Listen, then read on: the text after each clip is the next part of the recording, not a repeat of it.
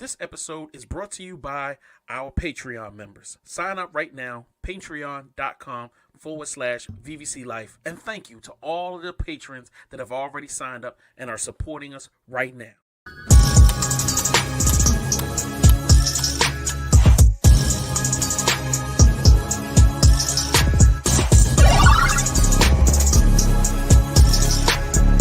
How do you plead? Madam, a god doesn't plead.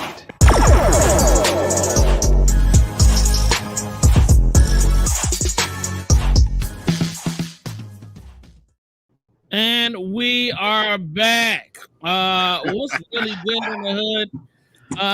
Fame, what in the world? What the fuck is on your head, dog? What, bro?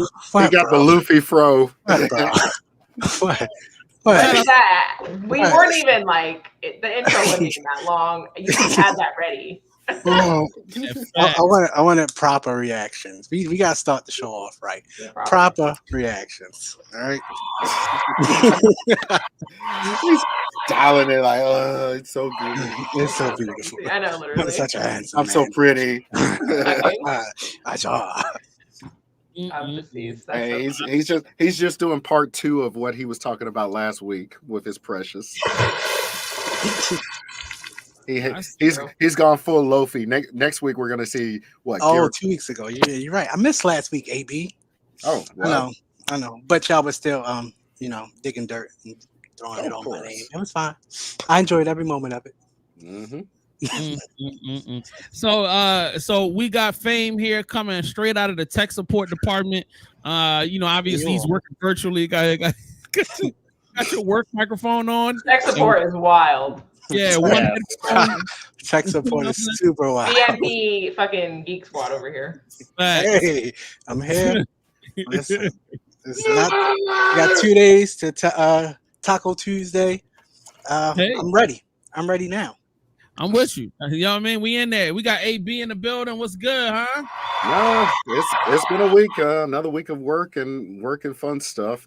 Well, I won't say fun stuff, but hey, gotta work and gotta get it in. Pay these bills, keep the lights on it over here. Mm-hmm. Wow, that's working. Yeah, exactly. We got the internet extraordinary Remi in the building.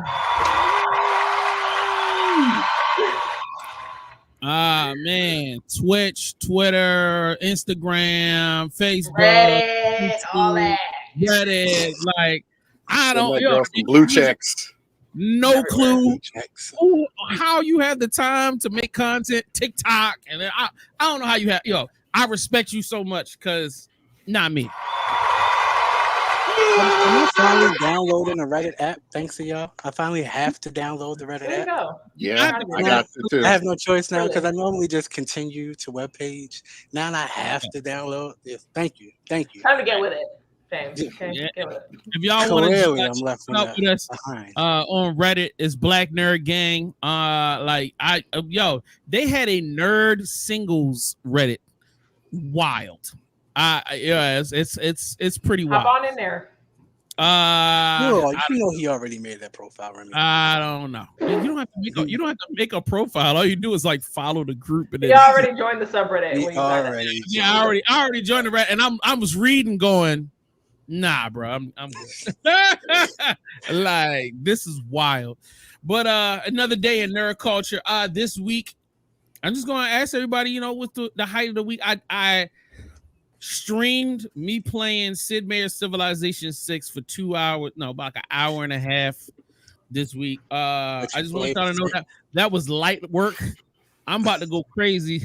But I'm not doing Sid Meier's. Like I'm gonna start Jedi Fallen Order from the beginning. Like, because I'm gonna start over because got to a certain place and I got fucked up. So I was like, you know what? I gotta go back. So I'm like, you know what? I'm gonna start streaming the beginning of that game. And then I'm probably going to do that once a week.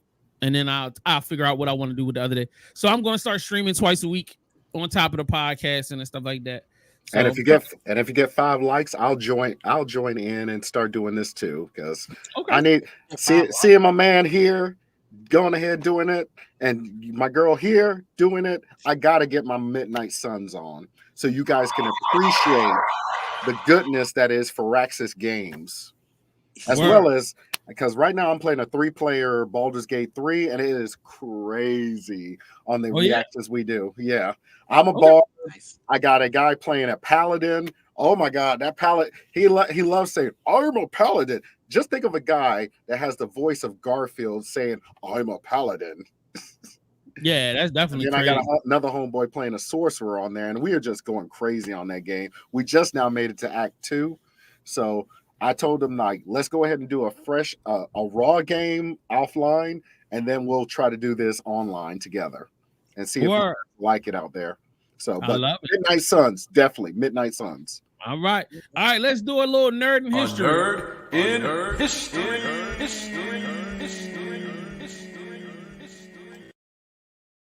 That's a really long transition card. I'm just realizing. It's been 2, Facts. 1. We lazy as hell. Niggas gonna invent that remote control. That was fun. And we renamed that motherfucker times. It's a clicker. Like my parents have 15 names for a remote control. What are you talking about? Yeah, I'm definitely excited about that. That's crazy, man. Things that are so ubiquitous to our culture. Everything. Like I got lights in my studio that come with a remote control. You know what I mean? Like that's crazy. Like you need to throw that word up in the middle of the screen. Be like Jay's word of the day. Ubiquitous. Ubiquitous? Ubiquitous. Bigger. What? What? Ubiquitous. I'll drink to that. Yeah. You know what I mean? Did you just say ubiquitous? Like what? All right, let's move on. Let's move on.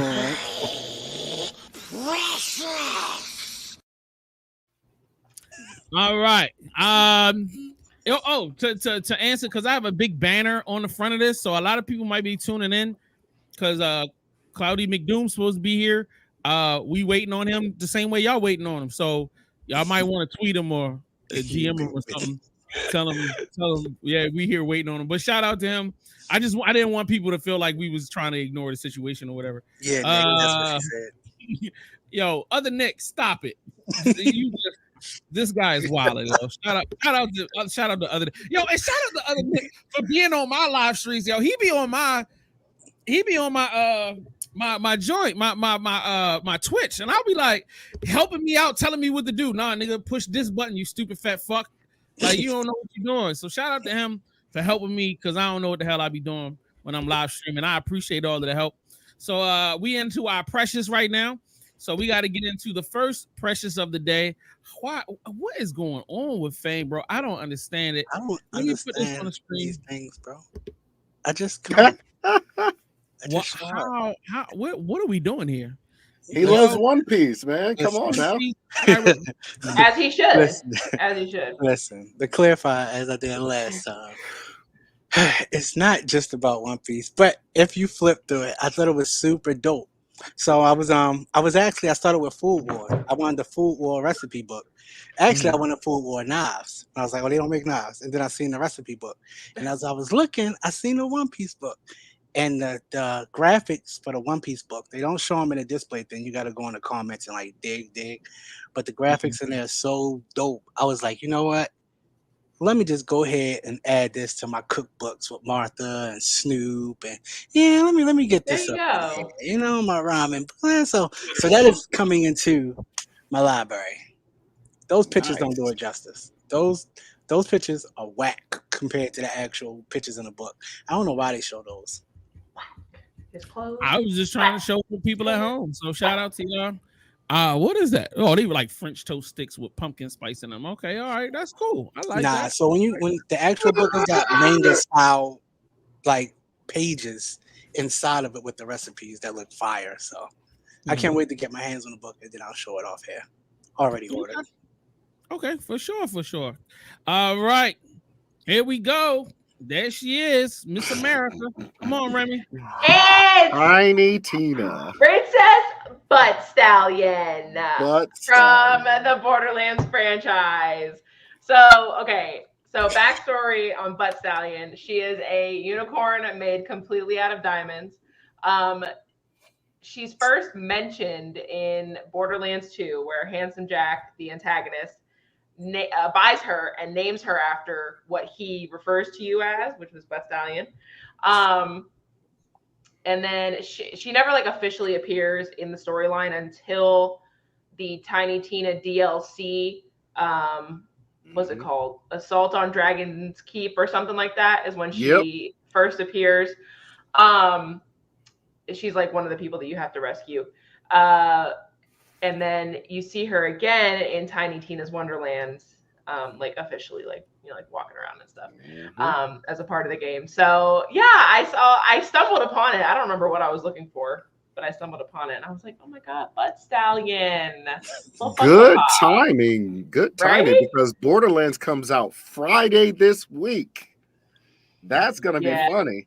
That's right on time. I mean, who would have thought? Butt Stallion.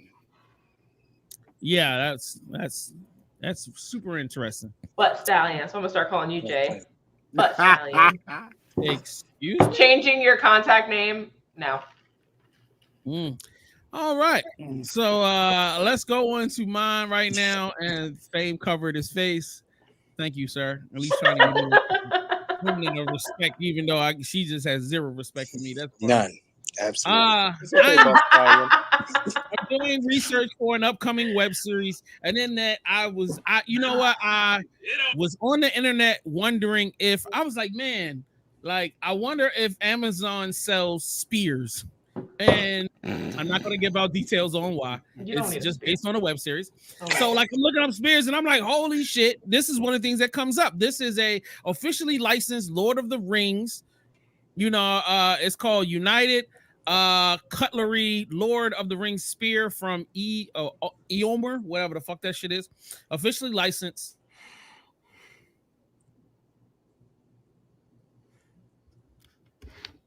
I just assume he froze. He froze. I'm like, why would he go with Lord of the Rings and we can get his internet hit one of those moments. He was like, this guy.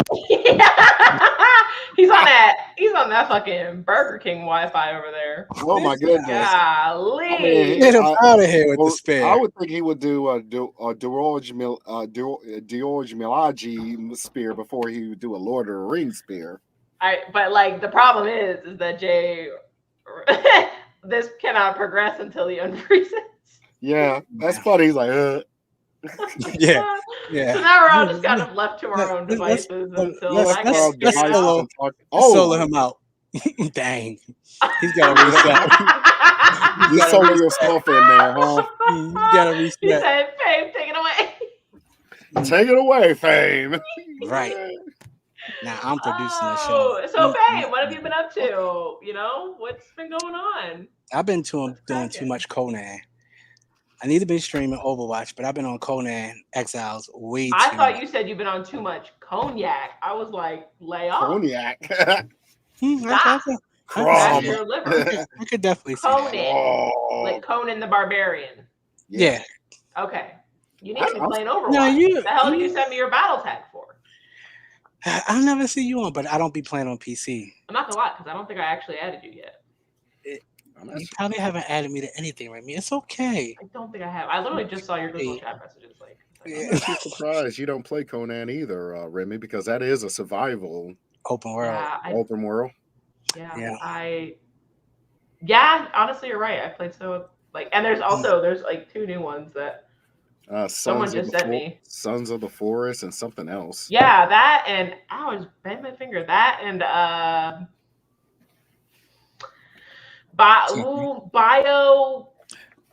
The one you had up in the you did on Pixelated like 3 weeks ago? No. Abiotic Factor, I think is what it was called. I don't know. One of them sent it to me. I don't know.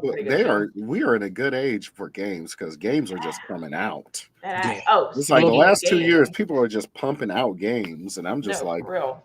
Are y'all going to see the new Borderlands movie when it drops? Yeah. I'm going to I got my tickets for Thursday night. All right, Jay's power went out. So now it's up to me to do something I have no clue how to do, guys. And we're going to do it. I'm trying to Oh no! His power went out. Yeah. Damn. Everybody better start dancing. He has everything that we have. Oh, there he is. My bad. Power went out in the crib. We were keeping Bro. them entertained. Bro, We were keeping the world. Thank It- God you're it's- here. They it's was We were not gonna keeping be the turned internet off. entertained it's because official. I'm fearless gonna take a leader. class. You're gonna have to show me how to work everything. I'm gonna just do it now. I was sitting here like, dang. It's If like, I gotta dang. rely on these two, we're gonna be talking about Everything. Nuh-uh, I have the Dang. agenda. I literally have the agenda. I got the agenda too, but guess what? My brain said,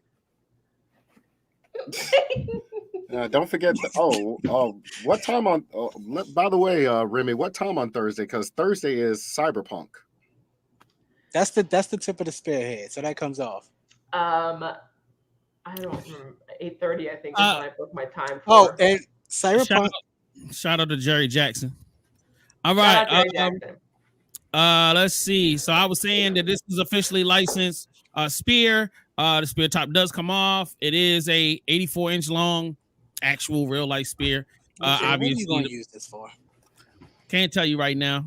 You'll know once. I don't once appreciate you not using going for a Deroj Malaji spear over a If his vibrating power spear goes out over one more Lord time, of the we might Rings. find out. I never said that that's the exact spear that I was gonna get for what I'm trying to do, but I saw it and I was like, man, that's pretty cool. But yeah, you're right. What I will do, I will look for a Black Panther spear. You know what I'm saying? Deroj Malaji. A Black Panther spear. So anyway, also those who know, I put this in my Precious a few weeks ago that I needed a new remote for my game. I got it. It is fire. It is beautiful. Shout out to 8-Bit. It doesn't have butt cheeks. No butt cheeks. Yeah, Well, you said it was going to be Deadpool. You promised us butt cheeks. I You promised us definitely, butt cheeks. I definitely didn't, but yeah, y'all keep screaming at the screen. That's fine. All right, so let's. They got my head out. Yeah, right, exactly. It's time to go down the Reddit hole.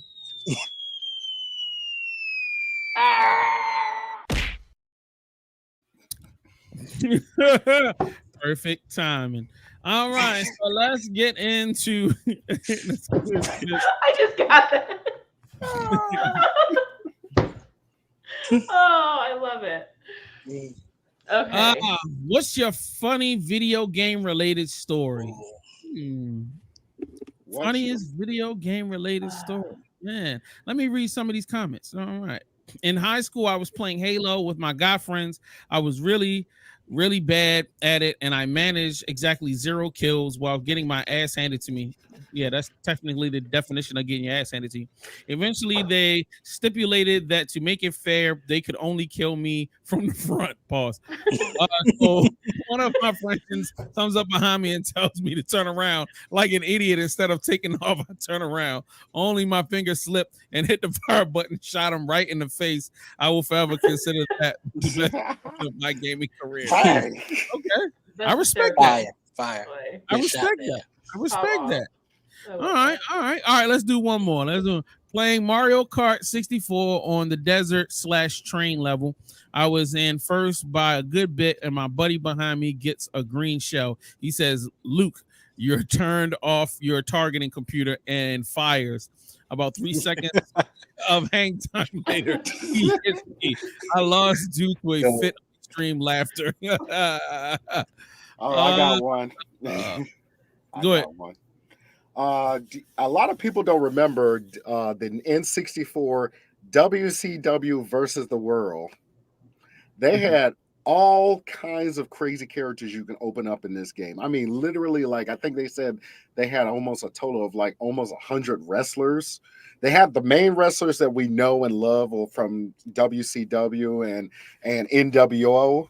But the world, they got ahead and brought crazy characters. Like there was one character that was crazy as hell that one person played called Powder Keg. Powder Keg was a big white dude in the most flippant costume, and somehow he was the crazy. Somehow this guy was like one of my friend's favorite character because he loves putting people against the freaking belts and do the whole grab it and freaking teabag them. He's like, yes. And then he'll kick them in the face like, yes, smell my soul, sucker. I mean, literally saying crazy stuff. And I'm just like, you can't win against that because you can't take this wrestler serious. And he's named Powder freaking Keg. Nah, you're right about that. Just remember that. If you guys got an emulator out there, get a N64 emulation version of NCW versus the World. You will find a character called Powder Keg on there, and that's it.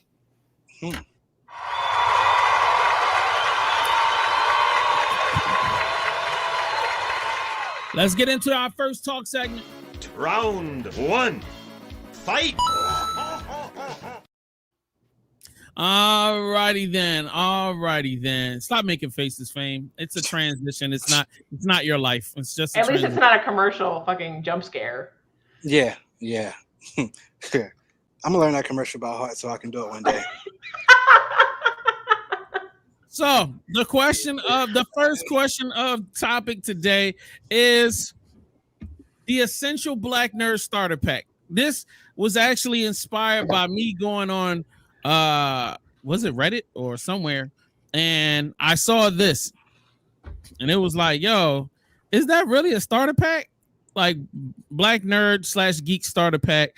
It's Kingdom of Hearts. He said lots of fighting games and anime. That's necessary, but that's not the starter. Yeah, I don't like that. All right, so here's another one. I mean, that's a good starter pack for people because, of course, everybody wants people to see Naruto. Everybody wants to see One Piece nowadays. So that covers the anime. The video games, of course, is the Nintendo Switch because pretty much Nintendo Switch is covering a lot of things. All right, so we got this. All right, here's another Black Nerd Starter Pack. Wears corny science and math shirts. Favorite gaming console is the Switch. So if I had another gaming console, so if I had a Steam this Deck portable or something, I wouldn't be nerdy. I think that's it would, but your favorite console would be the Switch. Okay. Likes these things, but in a non-cringy way. Pokemon, Naruto, and Dragon Ball Z. Can somebody explain how you could be into that, but in a cringy way? What's like cringy? Being a Super Naruto fan, and everywhere you run, you got your fucking arms behind you. Yeah. Like And always wearing the head. Always wearing the fucking headband. Actually, I have one in my closet right now. I should go put it on. So that's cringy. I thought that was the definition of, like, you know what I'm saying, when you totally immerse yourself in the thing that you love. Nope. I've ever did a Naruto yeah, that's the run. cringy. You know, there's cringy moments. Oh, there's people who wear Pokemon. I think the cringiest moment is seeing somebody wearing Crocs with all sorts of Pokemon characters all over their Crocs. No, my God, stop. I would definitely do that. No, the cringiest is having, I would definitely do that. I love Crocs. No, the cringiest for me is I see, and I don't know like how true it is. I'm sure it's got to be true, but I see skits all the time where people are like playing these huge nerds and they take their little like, for scientific purposes, Vaporeon plushies, and they cut a little hole in them, and it's like their girlfriend. Yeah, that's a little. And what age? What age is the person? Grown ass. That's adult. twice. So it's not a little kid. It's not a little It's kid. a grown ass adult. And he's having sex. He or she or the person is having sex with a plushie. Talk about getting immersed into your fandom, eh? Get real immersed. I got nothing to that. It's like, hey, let's do this. I'm all for Pokemon love, but Jesus Christ, that is just a totally different level. That is somebody built different right there. Built different. Oh, that is somebody built different. Like, hey, I love Pokemon so much. Come here, Gyarados. Come here, Charmander. Come here. Yeah, we're gonna hurry up and move along. Yeah. That's just creepy as hell. Immersed in it. I was like, oh, you going a little You get a little too immersed. It was the Gyarados for me. All right. Yeah. So we gotta go around. Each person needs to name an essential that has to be in like the black. If we're gonna call it the Black Nerd Podcast Nerd Starter Pack, I would say essential thing is you gotta have a favorite film, and then you gotta have the merch from the favorite film. I'm not even going to say it has to be a t-shirt. Hey, man, it could be a toy. It could be a shirt. It could be, whatever. But that's why I feel like you got to have a piece of merch from your favorite, nerdy movie or game. So, Fame, what do you feel like is an essential thing that a beginning starter pack nerd needs to have? Either I heard the question wrong, or the way you just explained it didn't make sense in my brain. He forgot the because Black Nerd podcast. even if you did it that way, your essential thing would just be to have that merch. As for me, I think I have Dragon Balls. I have my favorite plushie Pokemon. I have my Halo helmet. There's definitely no holes in it. None. Right, outside of that, the question is, I wanted you to name a different thing. So I just say, all right, you got to have a piece of merch from your favorite movie or game. All right, that's that. So outside of that, outside of that, you would need what? I would just say knowing everything. Like literally knowing everything about Dragon Ball, all of the characters, the planets that they go to, with Pokemon, knowing different trainers, all the gym badges. That knowing, actually having real knowledge. All right, have immersive knowledge of your favorite game or anime or movie. Okay, all right, Remi. I would say at least having one convention under your belt. Ooh. I respect that. Nobody dropped that joint in the comments, and I feel like that's essential. All right, AB, round it on out. Definitely have to have merch. You gotta know what type of fandom you're into. Like, you gotta know whether you're into Naruto, right here, My Hero Academia. I'm not saying specific ones, but actually have a understanding and openness to decide to watch these series and treat them as anime and art, and not, oh, that's a cartoon. Right. Okay. So outside of merch, because that's what I mentioned. My boy. Outside of intimate knowledge of the thing that you're a fan of, and outside of going to conventions, what is an essential thing that you feel like a nerd needs to have? So open-mindedness, man. Just complete open-mindedness. Don't, because the main thing that a lot of people were talking about this past 2 weeks now is how we had infiltrators going to conventions like BlurredCon and San Diego Comic-Con and DreamCon, and you have that guy that just talked down on people and was making nasty comments about people dressing up in cosplay and whatnot. You have to have the open mindedness. Like, you're going to see everybody dressing up as a variety of characters at these conventions, at these gatherings, at these functions. So you got to have that open mindedness to say, okay, there's that. Let's see what's up. And not talk about it. This is a safe space and non-judgment zone.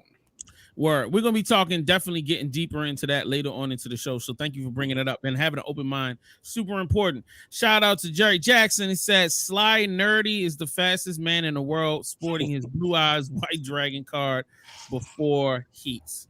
Okay. Shout out to him. Yep. Shout out to Jerry.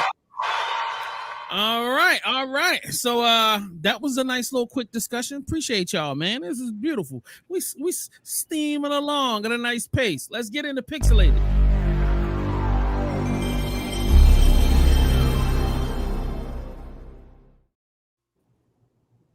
Oops, I'm out of here. All righty then. Let's get into the first thing. AB, jump it off. This week we had a wonderful announcement that just dropped in the video game world. For all you guys out there that have now become, thanks to the Amazon series of Fallout, are now Fallout fans. Well, I bring you Fallout London. We're actually gonna have a Fallout game that is a map of actual London. We're going to actually be able to go ahead and embrace and explore a post-apocalyptic nuclear landscape of London, guys.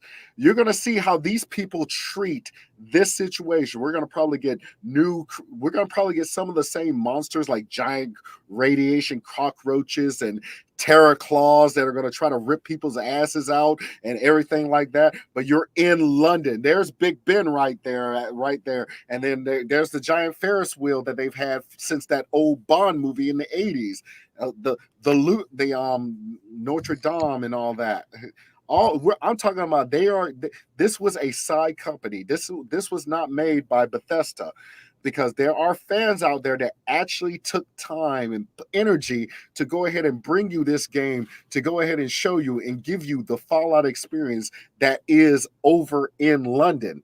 What would happen if you see that? Look at that. You got an old school blunderbuster, and that's what I'm saying. Blunderbuster. Mm-hmm. With the big massive mouth, and you got some actual working subways working in freaking Fallout 4. This is a DLC that's going to be made for Fallout 4. It's going to be pretty much large and in charge, and coming out later on this year for 2024. So you guys got to be out there to look out for this, because hey, this is your Fallout experience in Britain. In London, you get to go ahead and get the cool accents and seeing what happened post World War III that happened in the Fallout universe. And you got like an order. They mentioned like an order of assassins, like Assassin's Creed, and the Templars, the Knights Templar, which is a group of freaking guys from the Arthur, the King Arthur and his Knights in this game in Fallout. So I'm looking forward to this. This is going to be a fun experience. So look out for Fallout London. This comes out later on this year. Have a look at it. It is a DLC. You have to have Fallout 4, guys. You have to have Fallout 4 to install this. So look out there and give props to Team Foom in bringing this game out. They did a lot of work to go ahead and give this out, and it's right on time, right off the heels of Fallout, the Amazon Prime series. Take a look at it, guys. Remi? Okay, so are we jumping back and forth? Yeah, you can jump back and forth. Yeah, so it's all good. Okay. Let's talk about Stray first. All right, you can get started. Just give me a second to throw it up. Okay, so this is a game that I've already played through a little while ago and beat it. But it's called Stray, and basically the main character of the game that you play as is this little orange tabby cat. And you get separated from your family, and you're alone in like this in this like cyber punk like city, and you're basically trying to like find your way out, and there's like little side missions and stuff, and you come across early on in the game, you come across this little drone called B12, I think is what his name, yeah, B12, which is what you see on the cat's back. It's like this little backpack, and this drone pops out and like helps you, but you are just exploring this city as a cat, and there's different ways to interact with the environment and the townspeople, and like I said, there's little side missions and stuff that you do, and it was a really cute game. It's not very long at all, maybe like 2 or 3 hours at most if you play it straight through, but it's a lot of fun. It's a very mindless, fun little game. I enjoyed it a lot, and I think it's only it's on sale right now in Steam. Yeah, it's $18 in Steam right now on sale. It's usually like $30. It's a fun little game. I mean, yeah, that is a fun game. Love Stray. Would definitely play again. Yeah. My next game on the docket is going to be Swarm. This game is takes a new look in the King Arthur. I'm staying with the theme because of Fallout. This game is based on if you ever played a game called Raven's Watch, it has that kind of goth look and that gothic kind of like emo art. You got characters like the vigilante right there that go that is your average character, and you got the monk there that is like you using a double-bladed hit scene. But this is my guy right here, the Rook. Rook looks badass as hell, and the magician.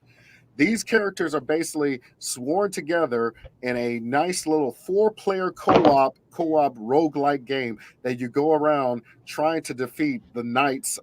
The knights. It's currently going to be early access at the end of this month, that you'll be able to play various characters and get various, as you see, various other allies to go ahead and take down King Arthur and his knights, because they all got corrupted by some kind of weird magical evil that basically made them go ahead and turn Avalon into a hellscape. So you and this group of 4 people, you can either play by yourself or play with 3 more of your friends in this game to go ahead and take down King Arthur. And they said that this game is like I said early access, so it's going to go ahead and be a while, and it sounds like they're going to go cover all the knights like Lancelot, Percival, Valiant, all the ones that Sir Bryant, all the cool ones that are out there that they are going to go ahead and have in this game. Not to mention, of course, the final boss is King Arthur wielding Excalibur. So give that a try, guys. I mean, it's a nice little action game. Hey, give it a chance. Awesome. All right. All right, Remi. Okay, I'm so excited about this game. I just found out about it. It's called This Bed We Made, and it was actually other Nick that bought it for me to play. I streamed it, I think it was last night, on Twitch for a couple hours. But it's basically a third-person narrative mystery game. You play as Sophie Roy. It's set in the 50s. You're a maid at a hotel. And you are cleaning the rooms. When you stumble upon one of the rooms, you notice that there is as you can see, a red light emanating from the bathroom. You go into the bathroom, and this is where you basically find out that somebody in the hotel is stalking you. So it's very investigative. So you're obviously, you're like trying to solve puzzles and riddles and stuff to find out who's stalking you, all while being very discreet about it. But the thing about this is there are lifelike consequences in this game. So every decision that you do and don't make affect the outcome of your game. Like, for example, while I was streaming yesterday, I had a little notification pop up that said I didn't prevent somebody from getting fired, but I didn't even know that was an option. So it's like the way that I was playing the game, I did not progress or try to like engage with a certain character more to find out like more of their storyline. And so in doing so, like so I'm not joking. Every decision you do and also don't make has a consequence. And so even down to like the way that you clean the rooms. So it's a very fun game. I'll be streaming more of it later tonight. But I love it. I can't recommend it enough, honestly. Since you like role-playing games like that, Remi, I'm going to go ahead and toss this out there. If everybody likes this video, I'm going to go ahead and get her on the next Steam sale, Disco Elysium Definitive Edition, because it has the same thing like this. It's completely a mystery. You're pretty much a gun. I'll go ahead and do this for next week. So if you guys want to watch Pixelated next week, I'm going to put Disco Elysium. It is one of the game of the years. Pretty much it is one of those ones that is no combat. You are pretty much wandering all over the place trying to go ahead and piecemeal the mystery of what's going on in a 1970s theme world. So just imagine that you're in 1970s trying to go ahead, you're wearing bell bottoms and everything like that, and you're trying to go ahead and see what's going on in this weird kind of 1970s mixed with a little bit of cyberpunk in there. But my last game of the week, guys, is going to be God, what was it? Not Enough Room in Hell, I think it is called. This game is for everybody out there that loved Left 4 Dead. they're saying that this is going to be the next Left 4 Dead, because now instead of just 4 players, guys, we have upped it to 8. We got 8 players here in a zombie apocalypse, and then you have to get from point A to point B. Yo, hello, Remi. I'm here. Oh, okay. All righty then. Just imagine the craziness. And sorry about that, guys. I'm back. Yeah. I'm back. This is a sequel to the first place. Not enough room for hell. In Hell Part 1, but this one is actually based on. They're trying to make this completely a Left 4 Dead sequel that you can actually play 8 players. And it's permadeath.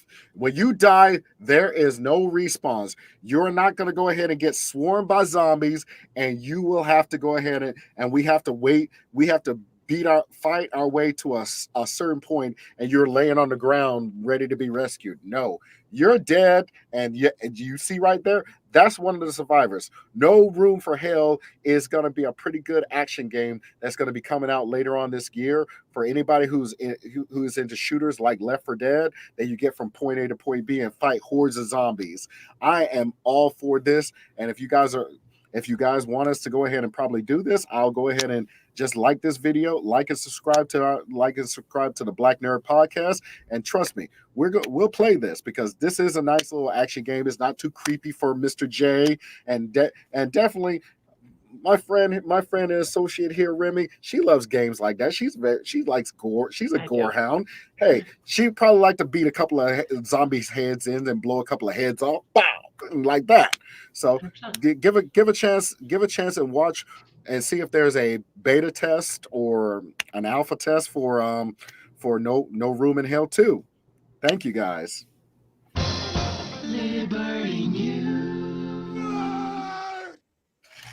All right. AB is totally mistaken. I am not playing that game at all. I'll play with you. I'll play with you. You destroy zombies. Come on, man. Don't do zombies. I've told you that 1,000 times. You watched Walking Dead. You have some nerve. I've never watched an episode of Walking Dead ever. Never. No.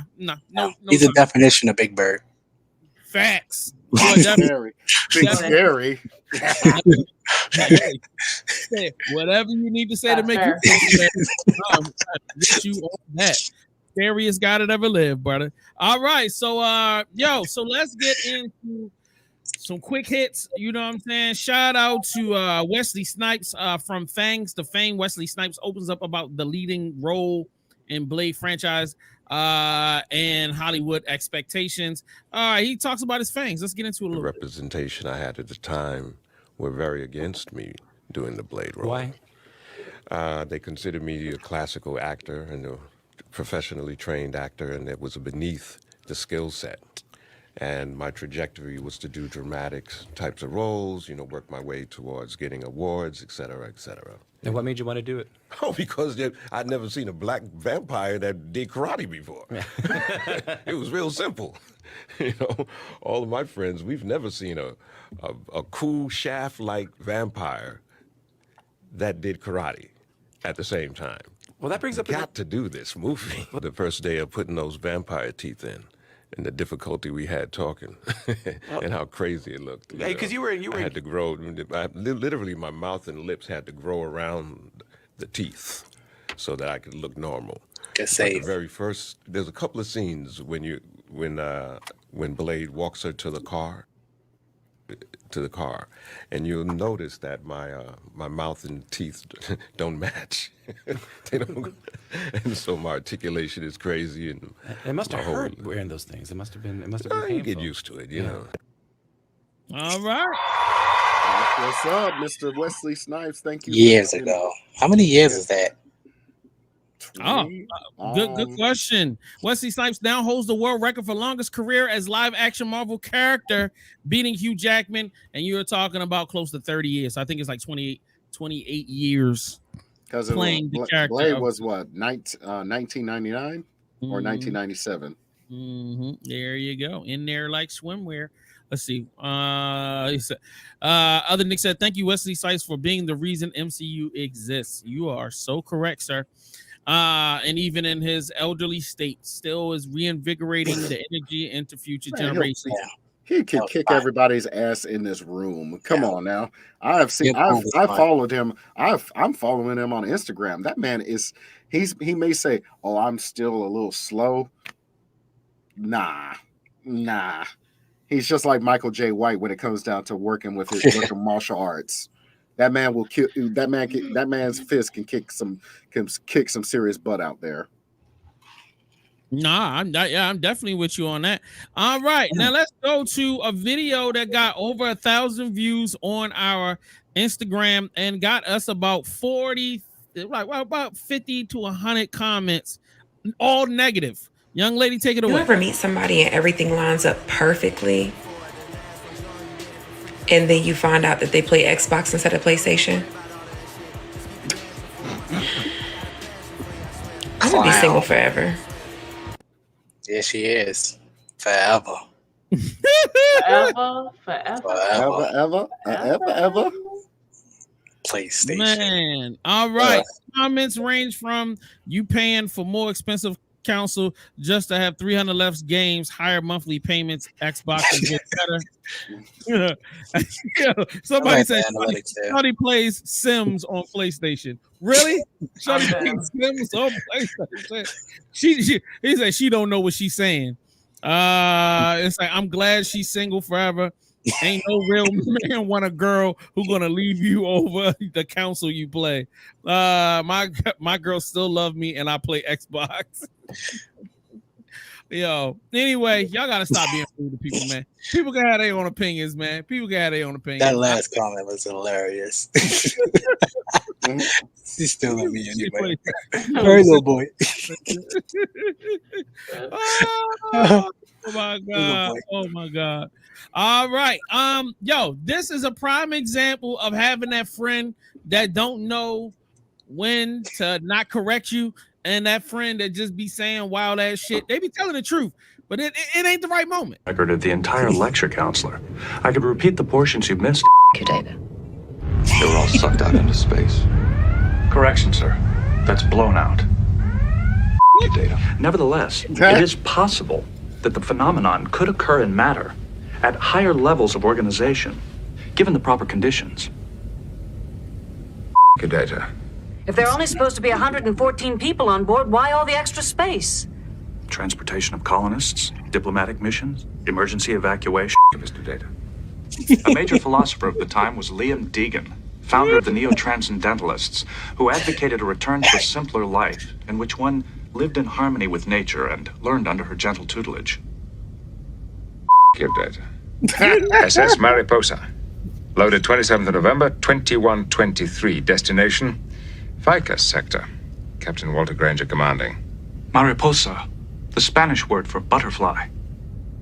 Give data. Would a delay of 1 hour affect your plans?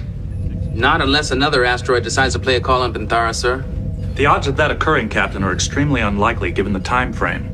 Give us the data.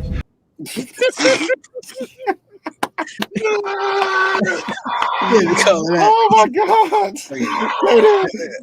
Data was no chill right there for real, guys. All right, come on, man. Oust that friend that always obsessively is correcting and just offering extra information that they don't need to be fucking offering. Come on, oust them. Put them out there. I ain't putting You them ain't about out to there. catch me slipping. That's crazy. That must be a really good friend. Oh man, it must be real love there, yo. Shout out to that. Shout out to them. Bro, I be on chill mode. I don't be correcting nobody. I be in my head like, pathetic. Really? Why they gotta be pathetic?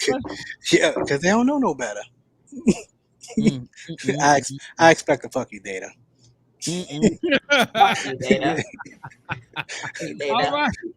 Let's talk about D23 Expo. Talk about how Disney's D23 Expo happens in a week. And even though it seems that Marvel Studios has revealed everything they could possibly reveal at San Diego Comic-Con, they're actually not done yet because there's still 4 films they have yet to announce for phases 5 and 6. And given that we know that Avengers Doomsday and Secret Wars is happening, these films leading up to them are going to be super huge and important. But what exactly are these untitled movies? Well, one of them we could cross off is Shang-Chi 2. This one has already been announced, we just don't know what the release date is yet. Destin Daniel Cretton is coming back to direct that movie, and he actually stepped down from directing an Avengers movie to focus on this sequel. Plus, they still haven't paid off the post-credit scene of this movie either. It's also safe to assume that a Spider-Man movie will also be a part of that announcement. This would make a lot of sense because Peter does come into contact with the symbiote and gets a black suit at the conclusion of Secret Wars. And the post-credit scene of Spider-Man No Way Home saw a symbiote being left behind by Venom. Could have did a lot more with Spider-Man and Venom, but whatever. As for the other 2 films, I think one of them has to be a reintroduction to the X-Men of the MCU. Deadpool and Wolverine did his part, now we have to know who's a part of this new team. As for the last movie announced, just make it Nova already. You've had the Nova Corps in the MCU for 10 years now.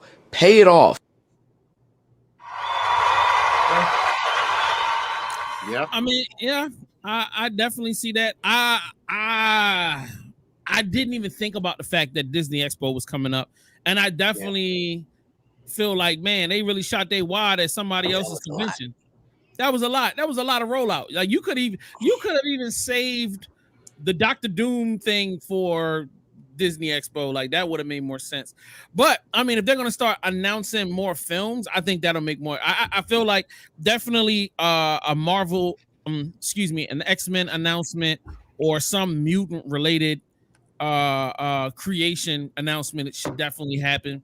We should definitely be seeing some clips from Daredevil TV show that should be coming out. We need to see that. Come on, they should be done filming this by now. Like I don't even know why they're dragging it out. Blade done. Or else. Get Blade done. It makes no sense that you guys have. What you talking about? There's only one Blade. You got Moon Knight, you got the Black Knight, you got Werewolf by Night, and you got freaking Man Thing. Get Blade done so you can get Midnight Sun.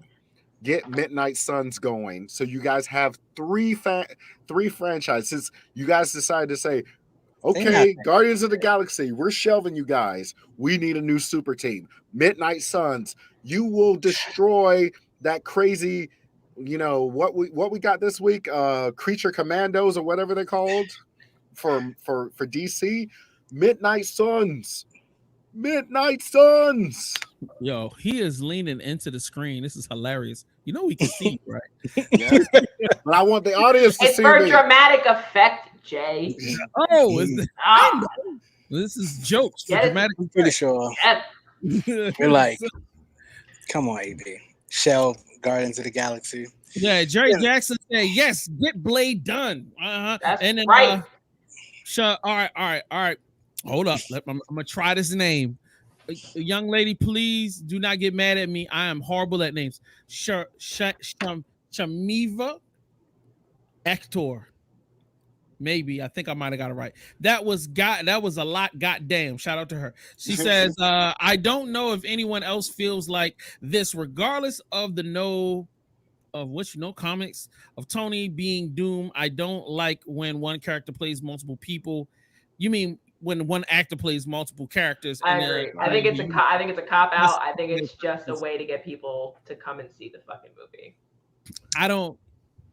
But we kind of touched on that last week. No, Nick, I thought you were with us. You heard Wesley. There's only one Blade. There's only one Blade. Word. I have a video that encapsulates my frustration with current video games in a comedic way. Let's go. What is this? What's going on here? 245 gigabytes. What? 245 gigs? Are you out of your mind, Cod? Wait, I can explain. We had a good thing, you and me. We really did. You keep your file size tight. I play you every now and then. When it comes time to clear hard drive space, you'd be spared. Then you had to go and get too big for your britches, didn't you? Now look, I know it sounds like a big number, but between all the maps, modes, and skins, it adds up. Plus, there's a high-res texture pack and... Cod, I know you're really proud of your high-res textures, and I don't mean to hurt your feelings, but I swear to God, you have looked the exact same to me since the original Modern Warfare on the 360. Every year you're out here like, oh, here's our new and improved graphics. Oh, check out the fish. And I nod my head and I go along with it, but the entire time I'm thinking, I must be crazy because it looks identical to me. I'm sorry, okay? I'm sorry! And I'm sorry I gotta delete you, bud. I really am. No, wait. What about all my cool and totally organic corporate crossover bundles, eh? You wouldn't want to miss out on all the cool stuff like Cheech and Chong and the Gundam pack now, would you? Now this is just sad. Goodbye, Cod. Wait! Bruh! The release. Damn. Circle. Bro. Every fucking day I get a new game and I'm like, God damn it, I got to clear space. Some of my shit is fucking empty in it. Call of Duty is sitting in my queue list because the new one is coming out for, on the Game Pass, and it's just sitting there like install. So every few days when I get on, it's a install now, and I just be like, yeah, no, there's no room for you. there's no room for you here. But it's sitting there, literally asking me to install. You can't sit with us. AB, what is that? I got this from this was from MomoCon last year. They were giving out backpacks of Food Wars. Is that a game or something? Does that take a hard drive? It's an anime. I would take that everywhere. That'd be my grocery shopping bag all the time.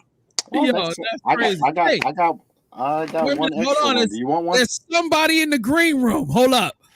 What's up? Oh my God! Yes. Yo, what's up? What's up, Cloudy?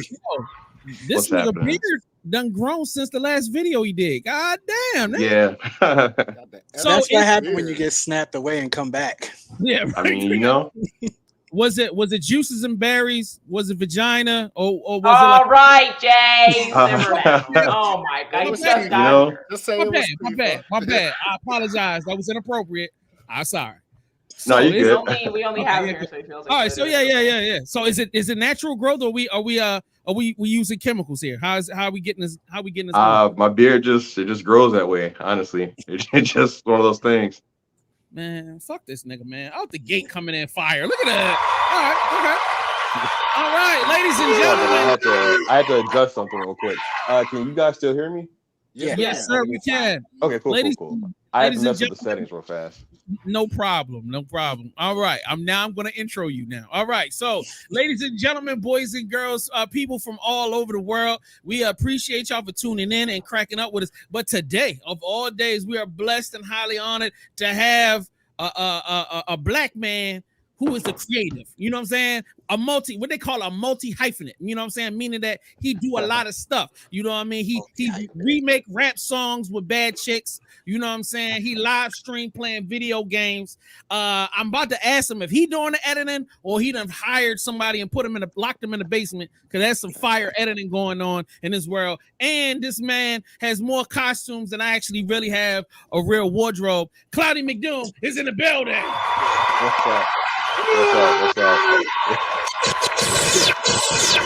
All right, so you know what I'm saying, let's see, we've been talking about everything. Like before you just came on, we were talking about how Call of Duty takes up so much goddamn hard drive space.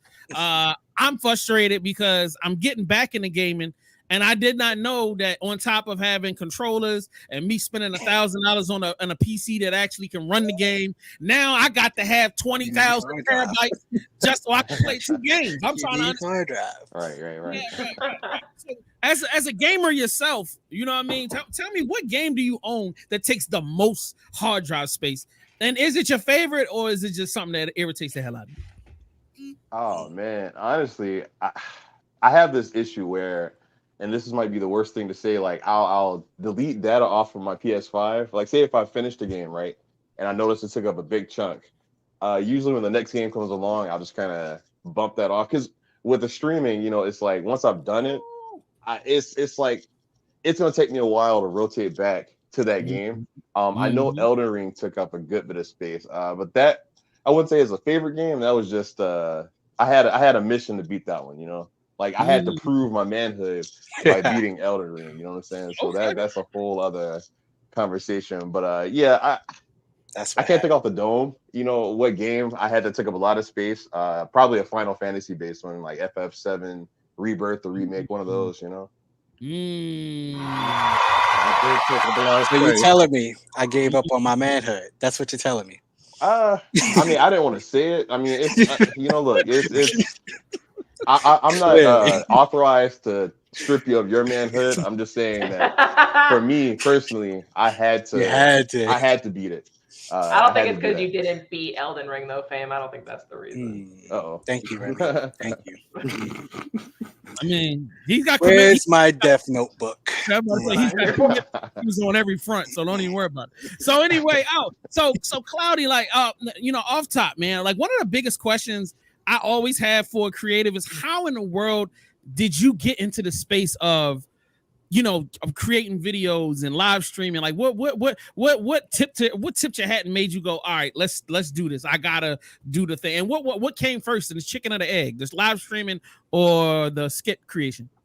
Definitely the latter. So a long time ago, you know, circa 2013, 14, excuse me, I used to do a lot of cosplay music videos. And the thing with that is I have a big imagination. So I go around the con, like filming my friends and other people in their costumes. And I'm like, hey, why don't you like do this thing? Why don't you act in this quick skit or whatever? And I did that for years and got a name for myself under Akio Boy, like a long time ago. And then I think I'd say like 2018, somewhere in there, I was like, why don't I just flip the camera around and just make something silly, you know, me, you know, the guy behind the camera. And lo and behold, that blew up on accident.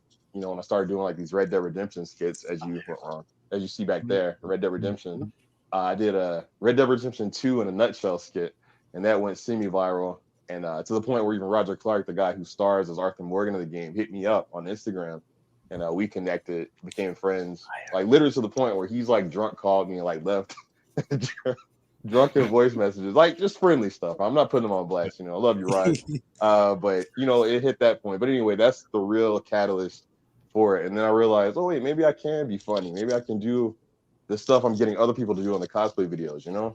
And it's just been kind of a steady uphill, you know, situation since then. So okay, shout out. Hey, Fang, go ahead.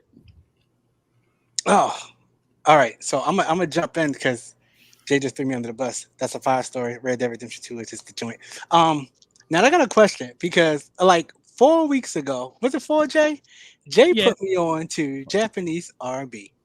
And Remy, it was after a show. Remy was in the show with us. And Remy, we probably, after you left us, you know, to go do your thing, we probably sat there for like another, half an hour, Jay, an hour, listening, going on a little rabbit hole of Japanese R&B songs. So tell me, what is some of your favorite Japanese R&B songs or artists? Honestly, since I just made this skit not that long ago, you know, Dad Bod and everything, like I want to say like this is the only group in terms of Japanese R&B that like I'm familiar with at the moment. Double, that's the group, but I mean it's funny because I did some research on them because I'm one of those weirdos where like once I learn about a thing, I'm like, okay, let me research, let me see their discography, let me see everything about them. Sounds like Jay. Yeah. You should definitely look them up. I mean, it's a pretty tragic story, but that aside, the music when you listen to it, it's funny because you know I grew up in the 90s, whatever, right? So when I hear their music, it has this very obvious like there's this pocket of time that you can resonate with once you hear their like music. Like if you close your eyes, you can imagine you're watching like a TLC music video or maybe not TLC, but like a you know like early Destiny Child, stuff like that in that pocket of time. So it's a very familiar but distant sound because it's Japanese, of course. But it's just cool to see that cultures, or in this case, Black culture, can like really spread that far and influence to that degree. And that's honestly, I mean, that's an understatement. But I definitely, in terms of the groups, like that Double group, like that, they're really cool. I actually listened to that whole album on the way home from work the other day. So now I know you do the R&B. Do you do any hip hop? Oh yeah, of course. Like I mean, if you looked at my YouTube playlist, like when I'm working on stuff, he remade Crush on You. That's crazy. Crushing on You. You know? Yeah, that was crazy. Yeah, I'm laughing watching it. Oh, right, yeah. Because like that's like I did the FF7 Lil Kim remix thing, the Gonna Bust You song. And that's obvious, 90s, late 90s hip hop. But yeah, it jumps around, like sometimes I'll jump to current stuff, like, whether it's Kendrick Lamar or some of the newer guys out there. Like I'll listen to them and I'll jump back to like some early 90s stuff, Naughty by Nature. Right. Just 90s. it varies a Like you lot. said, So it's the kids from the 90s. We always yeah, move around and jump around. Yeah. right. Well, not the kids from the 80s that love Yeah, the yeah. 90s. Yeah, there we go. All right. So can I shoot one more off, Jay? Hold on, let Remy get one off. Go ahead, Remy. Ooh. Oh, okay. So I've seen. You didn't have to make me take that. Super You Bowls. know, that's great. Do it for our Twitter fans. I've seen a lot of your cosplays, and then what you did at MomoCon when I ran into you. Right. What would you say is your most expensive cosplay project to date? The date, yeah, let me think on that for a second. I'm gonna probably go with the Cloud Strife one, the full outfit. It's the Buster Sword I had commissioned, obviously the outfit I had to order online. Now luckily the pauldron, the big shoulder piece I have, that was a fan made thing. Like a fan made that for me. So that was pretty cool. But everything else, like I said, the expensive sword, the gear, yeah, that's probably my most expensive one to date, And yeah, there's a Buster U video in action, yeah. So yeah. Going. I love it. Because I remember seeing the sword in it. So I was like, maybe they could just the sword in the background. That's dope, man. Oh, so I was gonna ask if you made that yourself, but you had that commissioned by somebody else. Well, I made my own Buster Sword. This is you'd have to really hunt for this, but in my old skits, there's only a couple of them. When I had like basic Cloud Strife gear, I made this like reflective vinyl one that was made out of like Cora plastic. It actually broke during one of my skits. It was like this cloud treeing Sora to fight Sephiroth, and they had like some Bobby Brown music for a montage. It's super like Disney Channel vibes.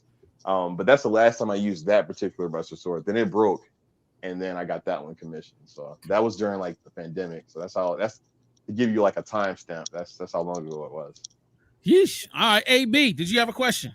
Oh, I got plenty of questions. He probably sees me that I'm probably a familiar face because we've seen each other.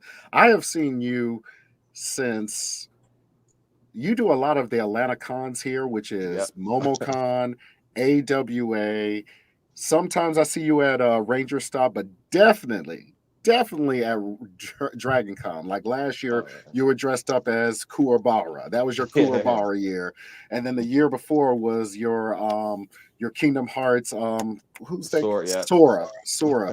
Doing the run. I've followed you for quite a long time, and we've probably seen each other. You've seen me dress up probably as Bishop Jedi and Tanjiro before Tanjiro got cool. Like everybody's Tanjiro, but I got something for everybody this year, so I got a new cosplay for them that not too many people are doing. What is going to be your cosplay this year at 2024's Dragon Con? Because I know you're going to go ahead and show up and show out. Yeah, I have one. It's going to be a Kuwabara variant. Hopefully, if I get the stuff in time. He has this like white coat with red letters on the back. Mm-hmm. I'm gonna try to get an actual spirit sword. The second what was that tournament that he was wearing that? Are you gonna wear the bandana too? I might. It depends because the hair already is like pretty tight enough on the temples. Mm-hmm. Yeah. So like we'll see. Like if I'm feeling it, yeah. But otherwise, it'll just be the big coat. Plus, it's hot out there. Trust me, our Atlanta heat will melt you if you're in a heavy cosplay. Yeah, but I mean, it's not even like. Even with the headband, I guess it's more of an aesthetic choice. I kind of like the pompadour where it's just like popping by itself with the absence of headbands and stuff. But we'll see. I might do it, Cool.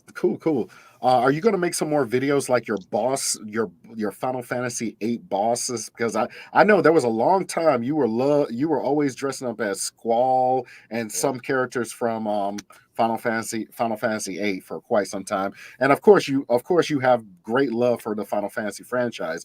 Are you thinking about moving forward with like some of the other characters like Noctis and I'm sorry, I'm bad right now because of Final Fantasy 6. I think it's 15 right now. I don't know who the main character is, but are you going to move forward into trying to do those type of characters as well? Because it seems like you always go ahead and do these main characters. I've yet to see you do Titus yet, Yeah, it's funny because Tim's one of my favorites.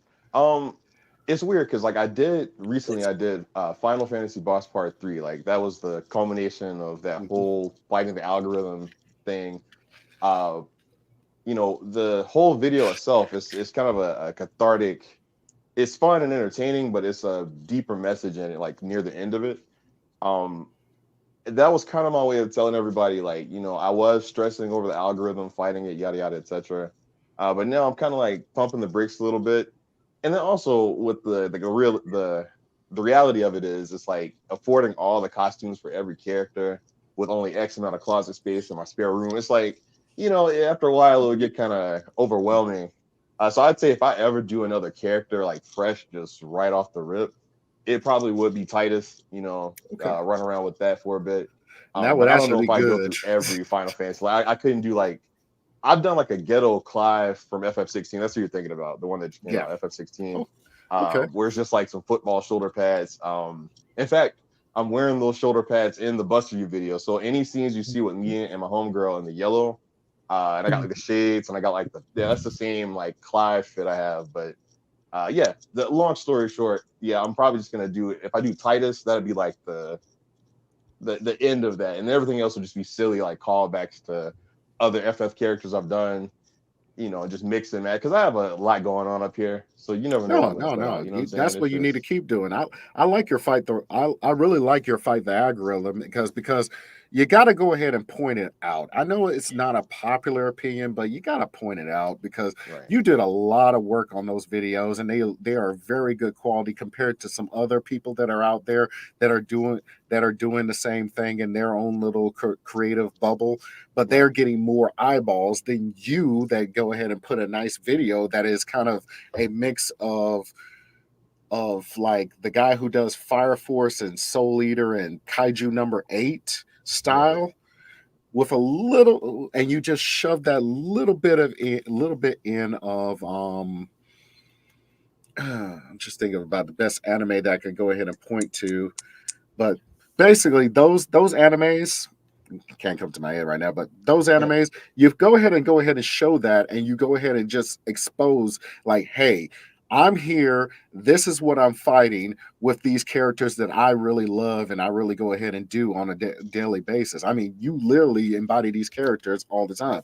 And that's why I love seeing you whenever I pass by you. I give you a little dap and whatnot and just say, keep doing what you're doing because, man, you do a lot of good content work, man. And don't think that you're not people out there don't think that that are a fan of your work and don't appreciate that. You might not get the likes like other people out there, but trust me, I'm one of those fans that appreciate your work, and I hope you keep doing that.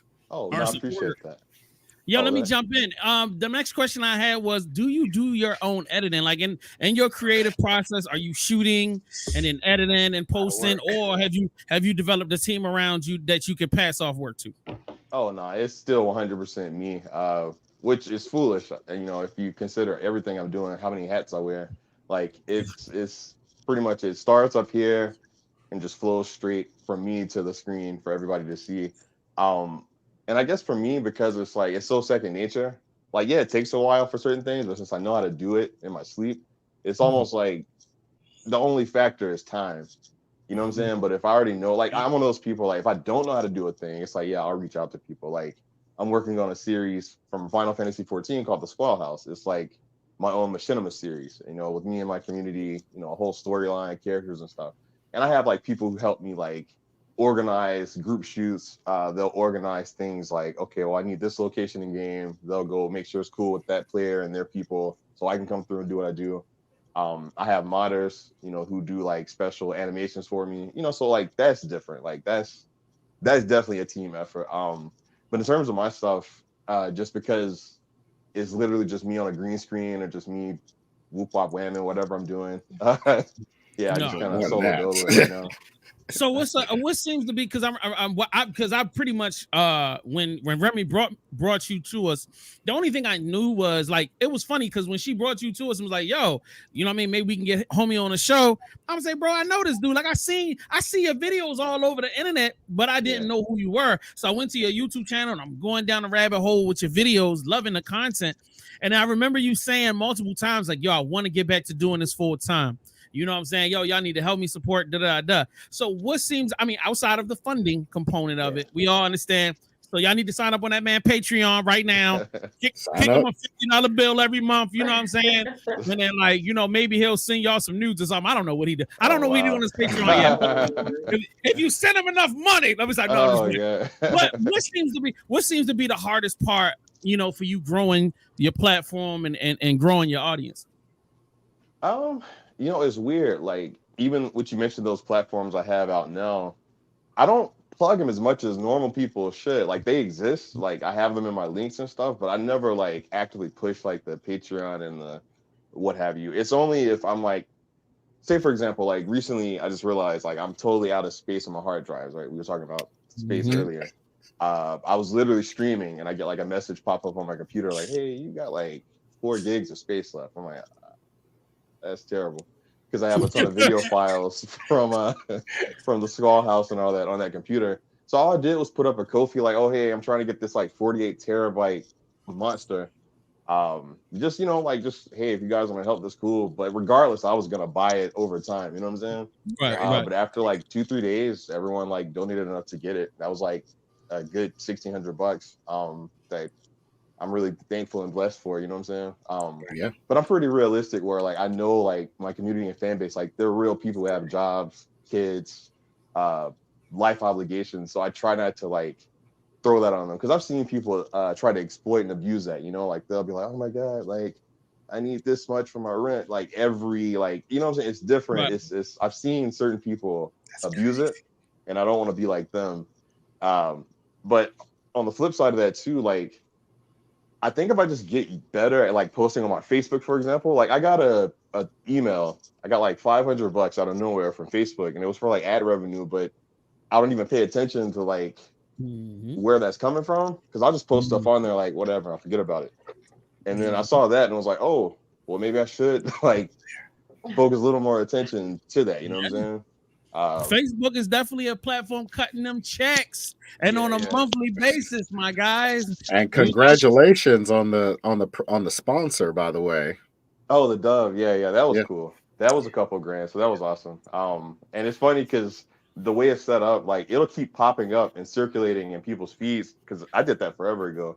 But since they have control of it, they can like make it pop up in people's feeds randomly. Yeah. And I learned that not the hard way, like a bad way, but I was at Taco Bell like weeks ago at like midnight, and like the guy hands me my food and he's like, wait, aren't you in that Dove commercial? And I was like, yeah. He's like, oh man, that's cool. So that was a funny like local like mind blow, but yeah, it's just cool. I appreciate that. Nah, super dope. All right. So like, yeah, I would say as a person that is a subscriber to content, you know what I'm saying, online content, the thing I tell people all the time when they're creating content, and even me becoming a fan, is just I like consistency. You know, give me what I'm addicted to. Give me my crack addiction. You know, give me my little heroin. If it's a pod, I need my pod every Wednesday. You know what I'm saying? Or if it's this, I need that. As long as you're giving it to me. If you need your little $200, $300, $400. Jeez, I ain't got that much money. But you know, if you need $5 a month or $4 a month, all right, I'm gonna kick that over as long as I'm getting the thing that I'm a fan of. So like, I like effects. Hey, I'm a trick. So you know what I'm saying? Clearly. When I like something, I don't have no problem paying for it. Like I tell people all the time, Joe Button get his $10 every month. I'm like, yo, I'm a crack addict to a different level. It's crazy. When I don't get the pod, I'm like, my life don't work. I mean, like, fuck, I need this goddamn pod. So but so like I always try to tell my friends who are creatives, like, don't worry about us. Just give us what we want and we'll give you whatever you need, but also be open about communicating, you know, where it works best for you. If it's Patreon, cool. If it's coming over here to Facebook, cool. If it's, you know what I mean, figure out what works for you the best, and then you tell your fans to go there. And like because we want to see you succeed, we want to see you grow. You know what I mean? Because nothing makes me feel better than to look at people like Double Toasted, that started out as like you know what I mean. They had one thing and now they evolved into their next thing, and being proud to say, hey man, I've been following him for a decade, or I've been following Joe Button for this and that. So like, that's something I'm always super excited about, is just seeing people grow, to see how they came from one place and how they've grown into something else. And like, even looking at your channel, definitely agreeing with my man AB, like, bro, like I see, even just as a new fan, going, God damn, like the seeing a music video, I'm laughing at that. And then like you were like, oh, being over the chick house trying to get some pussy for the first, trying to Netflix and chill on some geeky shit. I'm sorry, Remy. I apologize. Don't throw me out the show. We don't bring him out the house. We don't bring him out the house. One of my favorite videos this year that you made was the guy that jumped on the judge earlier this year, and you made it into a Final Fantasy theme. He jumped on top of the judge, and you just dun, dun, dun. That was dope as hell.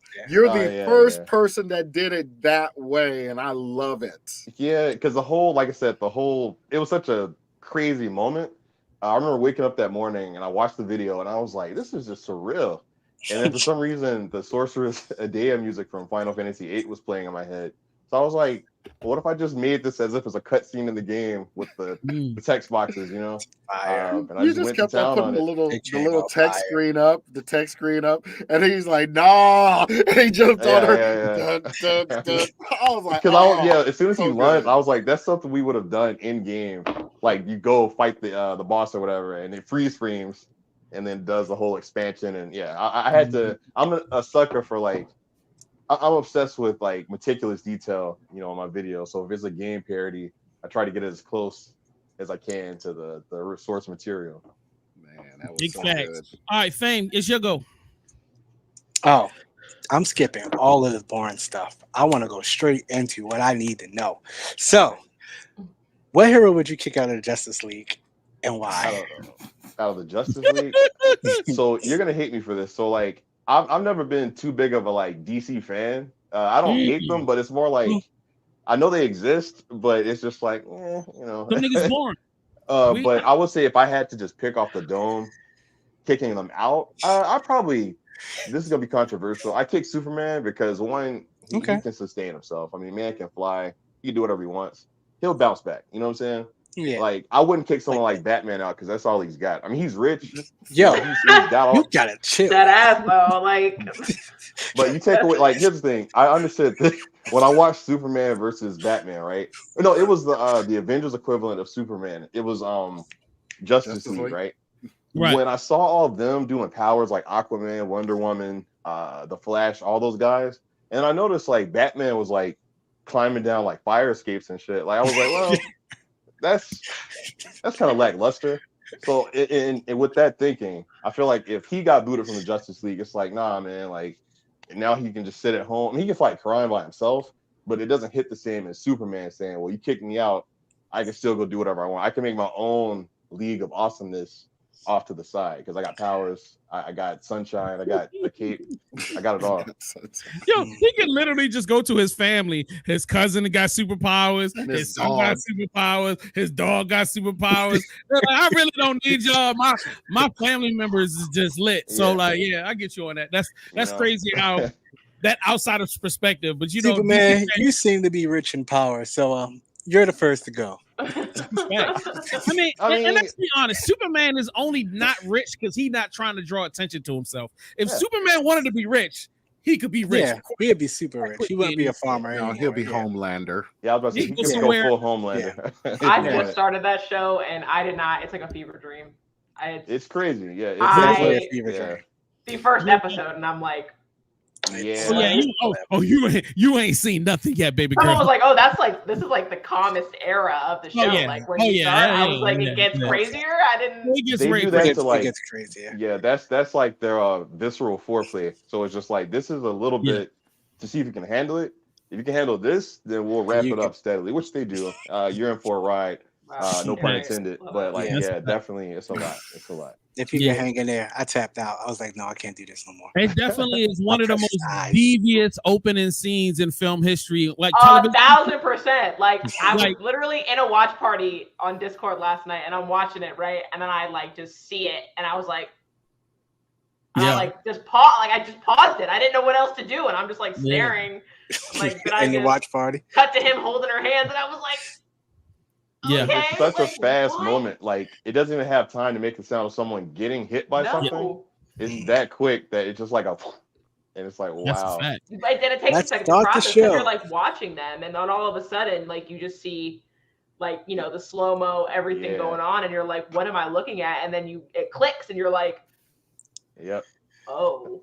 So let me put this on record. For the disrespect that Cloudy just gave me to the DC universe, we're going to pass on you guys' answers. And we're going to go to something that's a little bit more in you guys' boat. And then you can answer. So moving on to my second question, at least DC was just disrespected. Who is your first Avenger that you would pick on your... How do I word this? What hero is the first on your Avengers initiative? Let's see. Well, Hulk's kind of unpredictable. I'd say Captain Rogers is cool, but his powers are limited. It's just super strength for the most part. I'd probably go with Thor, because just like literally a literal guy. You know what I'm saying? Like that's pretty cool. A god first. You know what I'm saying? Like that'd be pretty fire. So I'd probably go with Thor first. All right, Jay. All right, so there's nobody on the team yet. So I just nobody get to on the team, Nick. Yeah. Nobody on the team, Nick. Take this, Nick. You got this, Nick Fury. Oh, I'm definitely gonna put Iron Man on there. He's got the money, he's got the brain power. You got brain power and financial backing to make whatever happen. So, like, yeah. And to be honest with you, you really don't have the Avengers without Iron Man. I mean, essentially, like his father invented the whole everything. So, and then he came back and whatever Dad didn't do, he did all of the rest of it. And now we got what we got. So, gotta have Iron Man. That's gonna be my first thing. Do I get to get more than one or no? Just one. DC was disrespected. Remy, right, I got you. Okay, well, I'm a girl's girl, right? And she's fought both with them and against them. Okay, I have to say the Scarlet Witch. That's my girl. Okay, I'm with that. Okay. Acceptable. Love me some Wanda Maximoff. Yeah, she's pretty badass. All right, AB. Let's go. I'm being difficult because I have two choices because one's a comic book and one is actually MCU. Let me stop you right there, buddy. I'm only accepting one. No. MCU. I mean, comic book is going to definitely be Blue Marvel. He has everything. He's basically okay. He's basically Superman with some antimatter powers. All right. But if MCU, I am surprisingly going to be with that guy up there, Jay, because you need somebody to go. Jay. I can't point that. I can't. Jay will be Iron Man because you need somebody to flip the bill. Somebody has to keep the lights on. Somebody has to provide the building, your headquarters, everything you need. You got a billionaire that has FU money. That's Iron Man. Bump that. Yeah. CEO, shout out to Mastermind because he ruined everything because he did name another person with FU money. And who was way better than Iron Man. I should have said T'Challa. I should have said Black. We all Black. How can we do that? Don't worry, Mastermind. That was my pick. I was saving him for last. We in here. Panther, you already know. Panther. I changed my answer the to Wakanda Embassy. Mastermind understood the assignment. The Wakanda Embassies. It's cool. But look, we got a nice, well-rounded team here. I like it. All right, let me jump in and throw a question to Cloudy. All right, Cloudy, since you getting to be that guy, you know what I'm saying? You know, the phone calls is coming, the DMs is cracking. Any con that you would want to be like a premiered feature, they're gonna cut you the check. They're gonna fly you first class, hotel, everything you want. Which one will you want to do first? Like, what would the most important one of you that you like? I can't wait for this phone call to come. Definitely New York Comic Con, because that's the comment / DM I get the most of over the years. Has always been like, "Cloudy, come to New York, come to New York." or go to New York Comic Con. I'm like, I'm in the South, you know, I'm not a. I mean, I know I could just fly up there, but you get it. That would be the number one, like New York Comic Con. Wow. Okay. I didn't think you was. I thought you was going to say San Diego Comic Con, so I respect that. San Diego I'm basing Comic-Con it off of like the reception and like the comment I've seen the most of. You know what I mean? It's always New York. Got you. And one more question: if any franchise, any nerdy franchise in the world that is out here cranking, that you know you could get like a walk-on role, because you know that's been happening now. Like these the influences have been permeating Hollywood. They've been popping up in all of these big, even in our latest Bad Boy film. There were 3-4 different influences that's just popping up on the screen. So what film or franchise would you love to play like a walk-on Cloudy McDoom role? Like just walk on a scene being yourself. Or being drawn, cartoonized, whatever. Definitely something of the sci-fi fantasy variety. You know what I mean? Like if it was like a Marvel movie or something, just something of that caliber. Even if it wasn't shooting that high, just again anything ground level. It's just like sci-fi. Like if I'm just a guy on the street and someone flies by, you know, not the boy style, not like getting splattered, but just someone who sees by. You know, it'd be cool to see a bystander. It's like, oh. No, that's actually a nice part. You know, I'm trying not to say nothing because you know it gets real bad on the boys. They can have you in some random sex shop somewhere. That'd be a risk. I just say Invincible. That would be great. Invincible, you pop up on.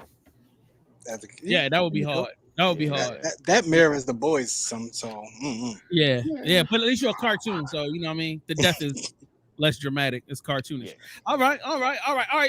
Let's see. Remi, question. Come on. It's not less dramatic. If you remember, what was the first convention you ever attended? Ooh, great question. Yeah, I can remember that like it was yesterday, actually. So it wasn't a full-blown convention. It was like a local, like free comics book day here in Alabama. This was like back in I'd say 12 or 13. I'm leaning on 13. I was there with my camera, just taking pictures, video and stuff, just for the hell of it. And some lady, she owned a convention. She was like, hey, I see you doing like media essentially. When you come do it for mine, it's called like Phoenix Fest here in town. And I was like, sure. So like, I think 3 Saturdays later, I go out there, you know, she gives me a badge so I can go everywhere.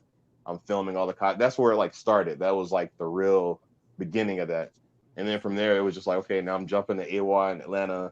The first Dragon Con video I did was one of my biggest ones. So yeah, that was the starting stage of it. Okay. So what's the experience like from just being like a civilian attending a cosplay versus like featuring in a cosplay or at a convention? Sorry. It's different for sure. So it's weird, like, and I've told people this before. The attention I used to get when I was doing the Akio Boy stuff, it was good, but it was almost like, how do I word this where it's not too crude, but it hits the point across? Imagine I'm a girl, right? Let's say I'm a girl and people find out like, oh yeah, I put out, right? That means every time people see me, that's what they're like wanting from me. Like they're happy to see me, but it's for that particular thing, not necessarily me. Because I can recall people that didn't even talk to me really. They messaged me before a big convention like, hey, I'm going to be dressed as this. Come find me and film me. You know, like that was their message to me, right? And I'm like, okay, you know. And then after I do it, like I don't hear from them for a while. They don't talk to me. There's no, hey, what's up? How you doing? You know, how's your mama? Like there's none of that.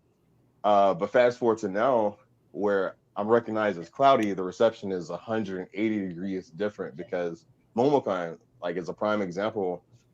I can't even count how many people just rolled up on me, just genuinely also like, oh my God, I love you, like this video or that video, or like your Sora, your Cloud, your yada yada.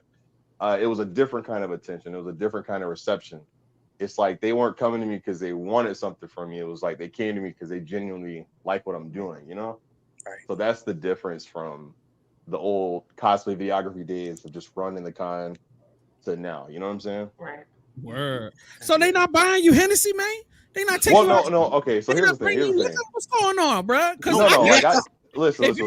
I got you. I will send you the cat, bro. Here's the thing. So I need to give one like amendment. So like it's not like those Akio Boy days were 100% terrible, because you got to remember, like, even if people are only talking to you, or most people are only talking to you for that level of like, hey, come do this for me, you still have a lot of people who are like, he's cool, he's the popular videographer right now, so like they'll still be like really like chummy with you. It's just a handful of those that were just 100% like, you can do this for me, come do it for me. But no, like people would try to get me drunk at cons and stuff, like, oh, Akio, come over here, like, turn up or whatever. That happened a couple of times, no comment. But yeah, just fast forward to now. Yeah, people hook me up with gifts and stuff. They blow up my PO box with gifts and this and that and the third.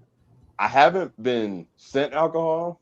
I've been given a flask. I've been given a lot of random different things, but because I'm not like a heavy drinker anyway. Like I'm one of those social drinkers. Like if we're at a party or something, it's like I'll drink. But if I'm at home like editing or doing whatever, I don't drink at all. So you want to send you some weed? What's your thing? Don't make this poor man incriminate himself. Don't incriminate this man. It's don't get this man ride, canceled, Jay. It's been fun.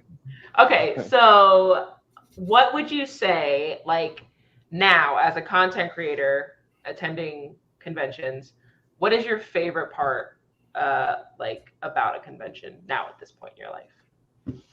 Honestly, I would have to say, even when I'm not guesting at a convention, like a lot of people like recognize me. The selfies, like a lot of people are like, oh my God, are you? Even people who aren't like 100% like privy to who I am, they'll do that thing where they double take. So if they're walking the con, they're just like, and they're like, wait, aren't you the? All I hear is, aren't you the?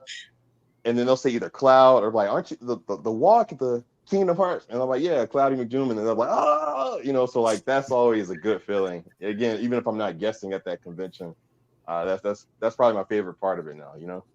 Word. Even are you comfortable with the involuntary selfie where like you just walking minding your business and somebody literally comes up on you like, all right, bow. You like, hey. Well, no one's like, people are usually pretty respectful. Like they'll ask, they're like, oh, excuse me, can I? Like no one's just yoked me up and just tried to. Gotcha. Yeah. So you have hit that threshold yet. All right, it's coming. Well, okay, I would not take. Okay, I will say, years ago, I wasn't even Cloudy McDoom yet. I was still doing I was in AWOD, and I'm not gonna put this person on blast. It happened. It's whatever. Because I know if this were flipped around, people were going on a witch hunt for this guy. But there was this chick in the hotel outside. Right, I was talking to my boy. I was like, hey, here's what we're gonna do tomorrow. We're gonna film this, blah blah blah, etc. And this girl comes out of her room and she's drunk, like she's drunk as a skunk. And she's like, wait a minute. And she looked at my shirt. I had like an Akio Boy shirt on. And she was like, you're that the videos, I was like, oh yeah. So she gets real chummy, like real close in my space. And again, like I'm just kind of like taking it all in because I don't know what she's doing, but like she's very like she's doing like a lot of this, like rubbing on like my chest and stuff. And I'm just like, my boy just kind of watching it happen. And I mean, here's the thing. I know this is terrible. I might get canceled for it. It's just when that kind of attention is put on a dude, it's like it's hard for us to be like, unless we're like got our like wife or girlfriend right there. Obviously it's hard to like rip yourself away. Yeah, but if I was solo dolo at the time, so like, to me it was like I couldn't be mad, but I know if it was flipped around, like I know that wouldn't fly at all. You know what I'm saying? Like that guy, his hands would have been broken. He would have tossed off the hotel balcony, something. But anyway, that's probably the closest I've come to someone in my space like that, that I can think off the dome. Word. That's turn up time. Cause like I see, like when I'm on your page and I see the content, I'm like, man, I know the ladies is in his DMs, man. Like he got the Japanese joint. You were showing them the moves. You was putting it out there. So I know the reaction is pretty crazy. You know what I'm saying? Oh yeah. Yeah, man. I mean, it is what it is. But yeah, man, All right. So as a guy that has a team and we have a podcast, what do you feel? Can you give us 2 or 3 things that you feel like are essential if you were to listen to a nerdy podcast with black folk in it? What do you feel like we need to be making sure that we're providing for a listener such as yourself? Just a couple things. Oh, like a critique, kind of like on the spot. Yeah. Yep. Tell us, like, what do you feel like? Yeah, y'all need to be talking about this. Y'all need to be talking about games, or you need to be talking about, Chimera, or hey, man, you need to talk about, what do you feel like is important that we need to be talking about? I mean, honestly, just at face value, I can definitely say you guys got nice chemistry. Like I said, you bounce off of each other really well. It's entertaining. The layout's really good. You know, like you got your branding is on point. All the windows are proportionate. That's actually why I'm doing this horizontal, because like I realized if mine's vertically, you have those awkward black spaces. I was looking out for you guys. Thank you.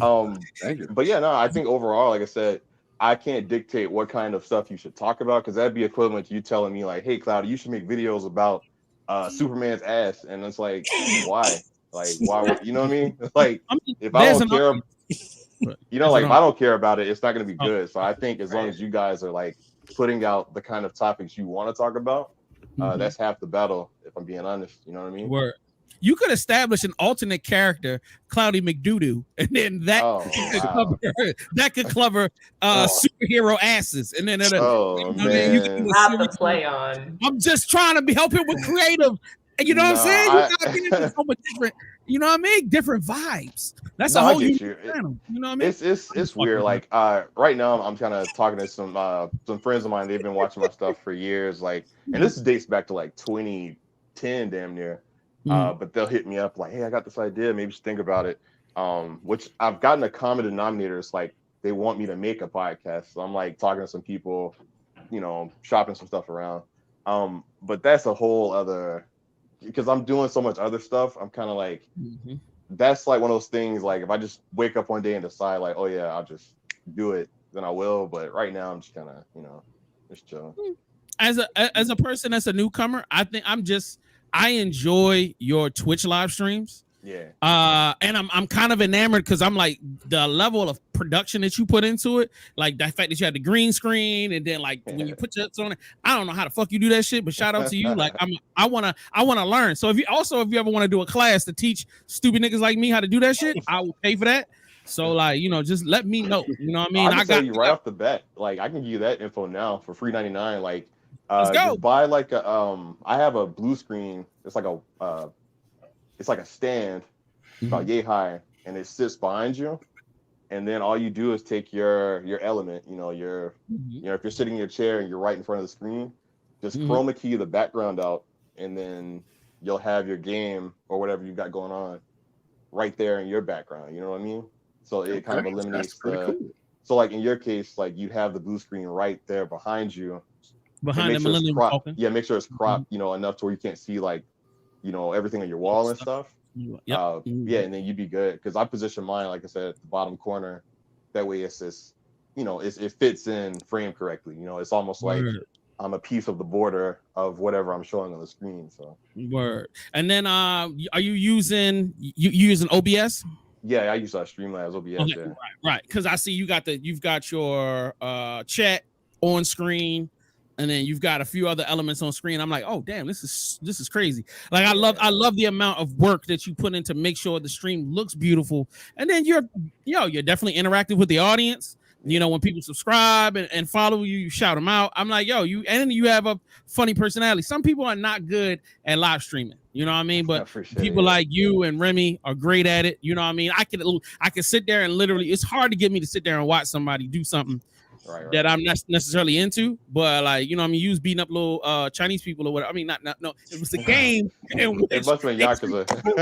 Bring it back. Japanese. I get what you mean. Like, as soon as you said Chinese, not to say I'm racist, but I just mean like as soon as you said I'm beating up Chinese people, I'm like, it's Yakuza. I know what you're talking about. Yeah, I do that on Thursdays. His Asian character was engaging in fighting with other Asian characters. Okay, like right. He himself was not attacking any person. He was playing a game in a studio with a green screen. There we go. Oh, blue screen. Excuse me. All right. With that being said, man. Let me get one more. Let me get one more in for the crew here. I want to ask one last question for you, Mr. McDoom, because you are pretty much people know you around the circuit around here in Atlanta with AWA, MomoCon, and DragonCon, and you do all those awesome videos that shows the showcasing of your character traversing through that. How do you feel when you see people who emulate that, like the Deadpool at San Diego Comic-Con, because I know for a fact you were first when you started doing these videos and posting them on Facebook of you traveling and showing your experiences inside of a convention and having the character kind of do like little skits, like you lay against a girl breast and then you do something funny with your character and whatnot, and you go to the next scene and it's another group of other cosplayers and whatnot. And now we got San Diego Comic-Con with people doing Deadpool, doing crazy skits sort of like yours. Yeah, no, so I honestly, like, I can't take credit for that aspect only because there's a guy named it's not P Diddy, it's no Diddy, it's D Piddy. It's like the opposite. And I know he's been doing like that kind of stuff for a while, like, 'cause you can get away with it. I guess it's weird in like cosplay culture. It's like you can get away with that stuff if they, one, know it's a skit, and two, you're Deadpool. Like, if those two things are in full effect, you can virtually get away with. I'm not saying I'm not encouraging it. I'm not saying put hands on people or touch their breasts, whatever. But when you're doing it like that, it's there's an obvious like, oh, this is a silly joke or whatever. So I know he was doing that for a hot minute because I used to see those clips pop up around.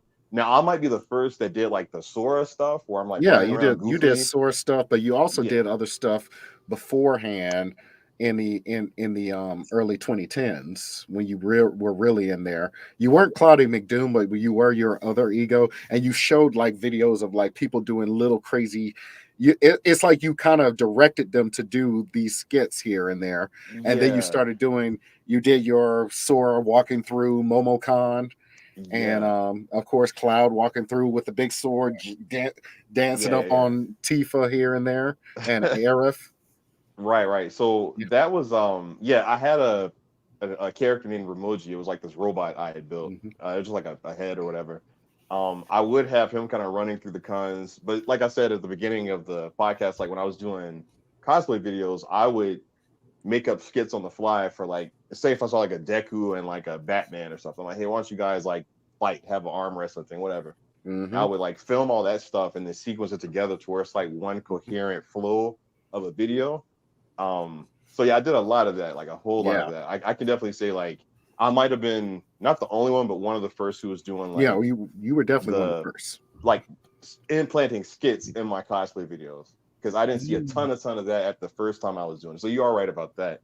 So yeah, I thought you meant like me dressing up myself and then no. People. Yeah, that was okay. Yeah. You actually made the videos, and then you'll come up and just show yourself for a little bit, like, hey, this is me. Give a little shout out to yourself. But you were the one of the founders, if you want to call it that. In the early 2010s, doing this. Yeah, it's weird because I'm one of those people like I try not to like be, oh yeah, man, I'm the one who trailblazed this stuff. It's what I'm saying, like if that's what happened chronologically, cool. But me, I was just vibing and putting stuff out. You know what I mean? So don't discredit yourself, man. You gone ahead and gave a lot. Some people, you might not see it, but some people go ahead and see that, but don't give you the flowers that you need to have. I appreciate it, man. I appreciate you. All right. So do you have time to stick with us for a little bit, or do you got to bounce out? Because I know, being important, you got schedule. You know what I mean? So, Cloudy, you got a little time to hang or what? Yeah, I think I have roughly somebody just came to the crib. I got like about 10 minutes or so before I got to, Okay. All right, so look, I'm gonna scratch the rest of the news segment, and we'll go right to one of my favorite segments. And that way, because I kind of did this together just for Mr. McDoom. Let's get into hot cars, hot cars, hot cars, hot cars. It's that cosplay, baby. Hot cars, hot cars, hot cars, hot cars. It's that cosplay, baby. Oh yeah. All right, so look. It's cos time. Hot cars. This is a segment where we just show different cosplays and we talk about good. Hey, is it good? Is it bad? We like it. We don't like it. So, you know what I'm saying? I'm just throwing it out there. Bam. A little hot cars. How y'all feeling, man? This is cute. SpongeBob pants. That is cute. Yeah. Man. Great little relationship vibe right there. You know what I mean? I don't know who the other guy is, but I know who C-Man is. Okay, shout out to that. All Mermaid right. Man and Barnacle Boy. That's real. Hey, look at that. She did that. Yeah, she did that. She need to get a longer sword, but yeah, she lit. You know what I mean? I like She's the a shoulder baddie. pads the whole nine. She said she's a baddie. Yeah. Shout out. All right. All right, Mr. SquarePants or Miss SquarePants. I think that was creative. Yeah, with a little red tie. All right. And then a little bit raunchy, ladies and gentlemen. I apologize off top. Oh, I saw this on my feed. That's Blurred Con this year. That's my homegirl Danny. I think in the not the Jade, the not school. Oh yeah, Reptile. Yeah. That's the homie. I actually have a video of that too. What did we lose him? What happened? Hold on. Let's go back to what we're doing. Remy, you can come back now. Okay. You don't have to be off screen. Yeah, I don't know. That thing isn't set right. Oh, that's because I hit the wrong button. Ain't that something crazy? All right, here's some more cards for y'all right now. I'm gonna turn this down because I don't want to get canceled. Huh? How about that? I love that. That's dope. Yeah, that's fire. Yeah, that's a lot of work. Yeah, that is super creative. creative. And I wonder if, I was just about to say that. I said, how do you stay cool in something like that? That is crazy. You gotta ask Missy Elliott. That's fair. Yeah. Oh man, as long as they're getting sent to Venus right now. Nah, facts. All right. That's such a flex. Yeah. That's pretty cool. Crabs. Gosh, they're chilling, you know. Yeah, because even if even if the cosplays themselves aren't over the top, because they don't always have to be. It's just casual cosplays.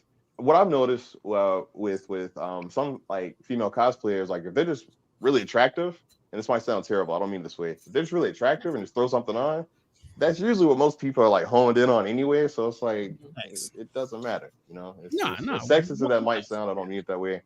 It's minimalistic. Yeah. Oh, that's cool. That's really cool, actually. Yeah, that's actually in the heels is diabolical. That is crazy. Impressive. And whoever's dancing in them is badass. You know that's a guy. You know that's a guy cutting up.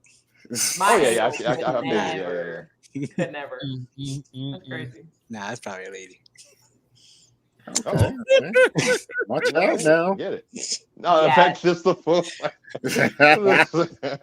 No, that's funny. It's funny.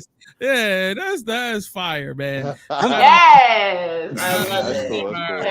Yes. That's cool. Fire. Yes. All right. With that being said, thank you, Mr. McDoom. I so appreciate you giving us part of your time. We know you're a busy man. Thank you from the bottom of my heart. And you are always invited back. If you ever want to come hang out, or if you just need to get your pod off, just, let us know. I will send you the link. And whatever you got to get off your chest, man. If you want to do some cosplay beef out here, this is the place to do it. If you want to issue some challenges or something like that. I'm so drama free. Listen, drama has tried to come at me for years with just random people. I'm just really? Yeah. I might, like I said, if I make a podcast, I would mention some of the stuff I've had to go through, but I try to just tell those stories, push it to the side. I'm so chill. I'm like, don't do that. Keep all the viral stuff for yourself. I respect that. You know what I'm saying? You gotta know. I need to get this money. You know what I mean? All right, so Lights team, come on, give y'all shout outs to the gentleman. Let's wait. Before Cloudy slide out of here, Jay, I need you to put 30 seconds on the clock. Oh man, you know what? You are so right. My bad. Hurry. All right. Well, why don't you tell him while I'm pulling it up so he knows what's going on. Stan Lee's calling you from Marvel Heaven. Okay. He has one question. You got 30 seconds to answer it. Jay, are we ready? I'm just about ready. Yep, I'm ready now. All right. So what's the question? Hey, Cloudy. Yeah. Are you happy with the Marvel Cinema? And if not, why? I can't say that I'm objectively happy or sad about it. Because I guess I look at it from a technical standpoint of just the actors, the casting, all the work that has to go into making these comic books and the movies. So I feel like they're just trying the best they can. You know what I'm saying? That might be the most politically correct answer, but I think they're gonna get a leg up, especially with Deadpool dropping, and he even breaks the fourth wall and jokes about it. So I think it's gonna hit its trajectory soon. You just gotta be patient. With 2 seconds left on the clock. He eating out. I like it. I like it. Man, Anger was politically correct, bro. Yo, they gonna pick you up. Yo, you gonna be on Nick at Night, CNBC, somewhere, bro. They gonna. He clean, no cursing. He give clear, sensible answers. You know what I mean? He don't want to mess up no political connects. I love it, bro. I love it. I love it. All right, Remy, shout him out. You know what I mean? Come on, spread the love around for our guests because I want everybody to. Of course, Cloudy. Thank you again. I know Jay's said it a million times, but seriously, thank you for taking time out of a very busy, very demanding schedule to come and hang out with us for a little while. It was such a pleasure getting to know you on a deeper level than just running into you at MomoCon. I do hope to see you again at Dragon Con at the end of the month. I'll be there. Yeah, and everybody that's watching, make sure you like, follow, subscribe, or I'm gonna find you. All right, AB, try not to make it super long. Go ahead. Oh, I'm not going to make it super long. Thank you, Mr. McDoom. Thank you for coming and taking time out on your Sunday evening and enjoying the Black Nerd podcast. You are always welcome, and thank you so much. And keep doing what you're doing. Keep making this awesome content that you make on a daily basis because we appreciate you. We need people like you, and we want to see you thrive and survive. And I also want to thank everybody in the Black Nerd podcast. Thank you guys for showing up and showing out. Like and subscribe, everybody that showed up and showed out on us right here. And anybody who's out there in internet land is going to see us or podcast us later. Take care. All right, Fame, shout outs. All right, but first, because we forgot to pay those bills, I'm just sweat right into this. Hey, ladies, if you're liking what you see and you want to take me home to see more, then you got to check out Gamer Boy, the magazine. Get up close and personal with me. Get off my screen. Get off my screen. We talk about our favorite games, anime, and more. Not available to purchase on GamerBoy.com. Get your digital or physical copy today. And tell them Fame sent you. I'll see you there. I'm so sick. I don't know why it's funnier when it's so good. Shout out to Sweet Baby Jesus. Thank you guys for all tuning in with us today. Cloudy, thank you for stopping through. Great to see you and actually have a great conversation with you. Definitely looking forward to coming down to some cons with you because me and Jay will be down there real soon. And hey, Mastermind, of course. Nick, of course, and Jerry. Thanks for sliding through. Word. Thank you guys. Thank you guys for showing up. And Miss what's her name with the S word? I'm sorry. Oh man, I don't want to mess up that young lady name. I already got a bad reputation on the internet. Hey man, so man, Cloudy man, I hope one day we can hang out. I'm old. I don't do a lot of walking, so don't be expecting me to go 20 miles with you. Look, if you want to get drunk, or you know what I'm saying, or whatever, I got it, man. If you need some, whatever, call me a supplier for a reason. So but also we on our road to the 100th episode. So please make sure y'all continue to show love and support. If y'all want us to talk about anything, if we missed out on something, hit us up. Yo, if you want any other particular guests or people to come on, just hit us up. And Cloudy, man, we hope you might come back around for our 100th episode. You know what? Would you be willing to do a live stream on Twitch? Because I'm trying to get a game or something going where we could try to get some people and do some verses, maybe like a Street Fighter or something. We can get on and do something on live stream. You can on your Twitch, I'm on my Twitch, they on their Twitch. If it's Street Fighter, you'll wipe the floor with me. I'll tell you that now. Only because I just now started getting into Tekken because my community was like, "Hey, play this." I wasn't great at it. I got through story mode, but give me some time to train, and then I can revisit that possibility. Look, how about this? You tell me what you want to play, and I'll engage. So if you wanted to be Tekken, if you want to do Mortal Kombat, if you wanted to, I'm willing to get my practice every fighting game out the pocket. Oh god, let's go. He's not talking about stuff like Lethal Company that we had. Don't mention anything horror because we ain't doing. Yeah, I ain't showing up for no horror. I ain't showing up for no horror. Y'all see now you on that bullshit. I ain't with none of that. We ain't doing it. I ain't trying to see no zombies or something. Yeah, definitely. I'm a grown man. I done seen horrors. You understand me? I grew up in the hood. You know what I mean? Anyway, you ain't had zombies stealing your bike out your yard, did you? No, you didn't. Wow. So anyway, with that being said, we love y'all. We're gonna check y'all next week. Episode 86 will be up next week. We love y'all. We see y'all next time. Cloudy, once again, love you, big guy. You take care. We're out.